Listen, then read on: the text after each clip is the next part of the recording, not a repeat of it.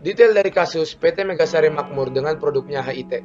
Perjalanan obat nyamuk bermula pada tahun 1996, diproduksi oleh PT Megasari Makmur yang terletak di daerah Gunung Putri, Bogor, Jawa Barat. PT Megasari Makmur juga memproduksi banyak produk seperti tisu basah dan berbagai jenis pengharum ruangan. Obat anti nyamuk HIT yang diproduksi oleh PT Megasari Makmur dinyatakan ditarik dari peredaran karena penggunaan zat aktif proxopur dan diklorvos yang dapat mengalami gangguan kesehatan terhadap manusia. Departemen Pertanian, dalam hal ini Komisi Pestisida, telah melakukan inspeksi di pabrik HIT dan menemukan gangguan pestisida bisa mengganggu kesehatan manusia seperti keracunan terhadap darah, gangguan syaraf, gangguan pernapasan, gangguan terhadap sel tubuh, kanker hati, dan kanker lambung.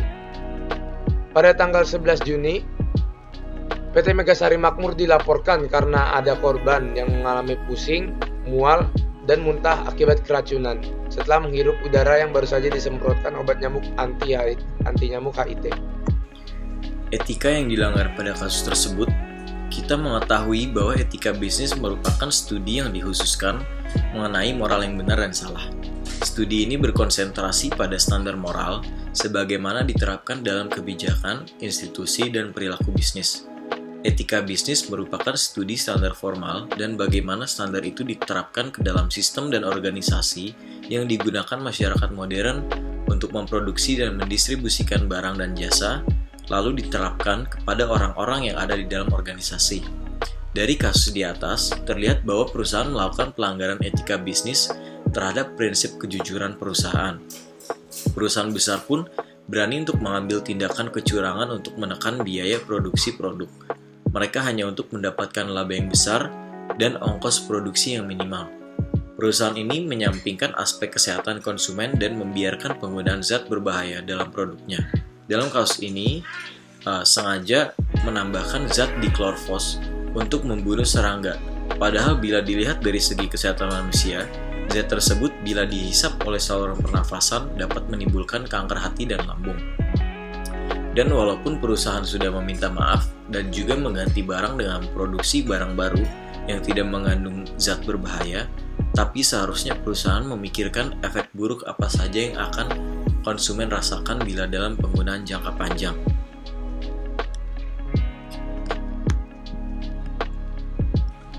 PT Megasari Makmur ini terkena 4 pasal, yaitu pasal 4, pasal 7, pasal 8, dan pasal 19.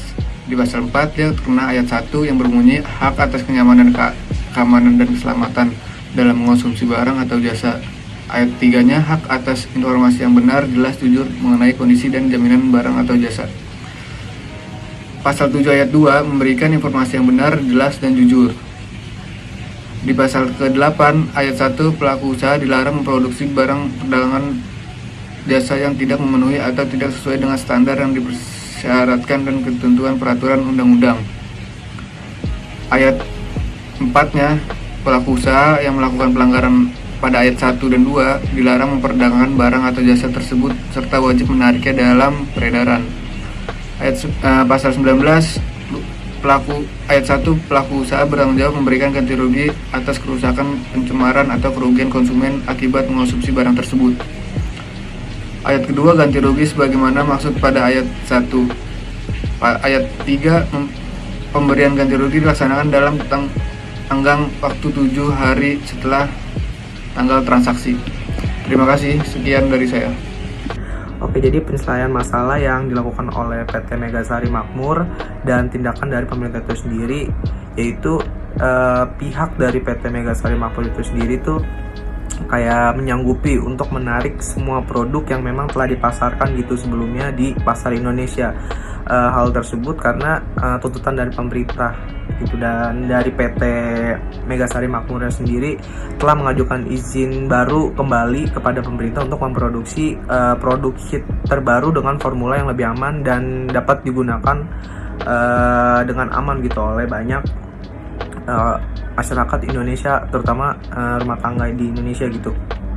Dan dari PT Megasari Makmur sendiri itu telah menyatakan bahwa produk terbarunya itu tuh bebas dari bahan kimia berbahaya, serta hit aerosol baru telah lolos uji dan mendapatkan izin dari pemerintah gitu, dan pada tanggal 8 September tahun 2008, serta Departemen Pertanian dengan menyatakan bahwa produksi terbaru dari PT Megasari Makmur ini tuh dapat diproduksi dan digunakan dengan aman oleh banyak masyarakat Indonesia.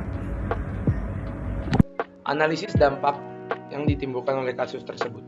Pelanggaran etika bisnis itu dapat melemahkan daya saing hasil industri di pasar internasional. Ini bias terjadi sikap para pengusaha kita. Lebih ekstrim bila pengusaha Indonesia menganggap remeh etika bisnis yang berlaku secara umum dan tidak mengikat itu. Kecenderungan makin banyaknya pelanggaran etika bisnis membuat keprihatinan banyak pihak.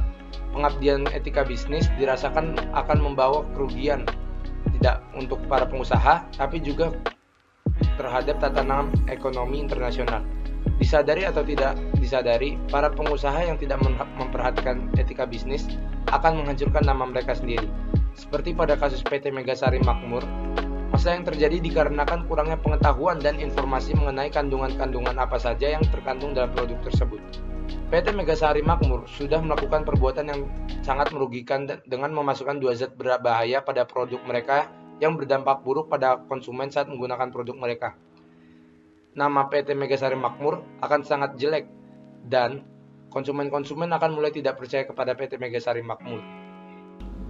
Perkenalkan, nama saya Marlon Joseph Prasetyo dari kelas LC21 dengan NIM 244008440. Hari ini saya akan membahas tentang analisis solusi yang tepat untuk produk tersebut. Pelanggaran prinsip etika bisnis yang dilakukan oleh PT Megasari Makmur yaitu prinsip kejujuran, di mana perusahaan tidak memberikan peringatan kepada konsumennya mengenai adanya zat yang sangat berbahaya pada produk tersebut. Demi kepentingan konsumen, seharusnya perusahaan memberitahukan bahwa setelah ruangan disemprotkan oleh cairan tersebut, ruangan baru dapat dimasuki setelah 30 menit. Pada dasarnya, melakukan apa saja untuk mendapatkan keuntungan tidak salah selama tidak merugikan pihak manapun dan tentu saja pada jalurnya. Di sini perusahaan seharusnya lebih mementingkan keselamatan konsumen di atas kepentingan perusahaan.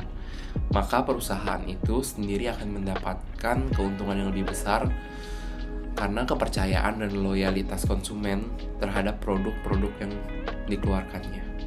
Terima kasih. Kesimpulan, pelanggaran etika bisnis itu dapat melemahkan daya saing hasil industri di pasar internasional. Ini bisa terjadi sikap bisnis yang berlaku secara umum dan tidak mengikat itu. Kecenderungan makin banyaknya pelanggaran etika bisnis membuat keprihatinan banyak pihak. Pengabdian etika bisnis dirasakan akan membawa kerugian tidak saja buat masyarakat, tetapi juga bagi tatanan ekonomi nasional. Disadari atau tidak, para pengusaha yang tidak memperhatikan etika bisnis akan menghancurkan nama mereka sendiri dan negara. Seperti pada kasus PT Megasari Makmur, masalah yang terjadi dikarenakan kurangnya pengetahuan dan informasi mengenai kandungan apa saja yang terkandung dalam produk tersebut. PT Megasari Makmur sudah melakukan perbuatan yang sangat merugikan dengan memasukkan 2 zat berbahaya pada produk mereka yang berdampak buruk pada konsumen yang menggunakan produk mereka. Salah satu sumber mengatakan bahwa meskipun perusahaan sudah melakukan permintaan maaf dan berjanji menarik produknya, namun permintaan maaf itu hanyalah sebuah klise dan penarikan produk tersebut seperti tidak dilakukan secara sungguh-sungguh karena produk tersebut masih ada di pasaran. Saran yang dapat saya sampaikan mengenai pelanggaran prinsip etika bisnis tentang kejujuran yang dilakukan oleh PT Megasari Makmur adalah di mana perusahaan tidak memberikan peringatan kepada konsumennya mengenai kandungan yang ada pada produk tersebut yang sangat berbahaya untuk kesehatan, dan perusahaan juga tidak memberitahu cara penggunaan dari produk tersebut, yaitu setelah suatu ruangan disemprotkan oleh produk tersebut semestinya ditunggu 30 menit terlebih dahulu sebelum ruangan tersebut dapat digunakan kembali. Sebenarnya, melakukan apa saja untuk mendapatkan keuntungan pada dasarnya boleh dilakukan. Yang penting tidak merugikan pihak manapun dan tentu saja pada jalurnya. Di sini, perusahaan seharusnya lebih mementingkan keselamatan konsumen yang menggunakan produknya, karena dengan meletakkan keselamatan konsumen di atas kepentingan perusahaan, maka perusahaan tersebut akan mendapatkan keuntungan yang lebih besar karena kepercayaan dan loyalitas konsumen terhadap produk tersebut.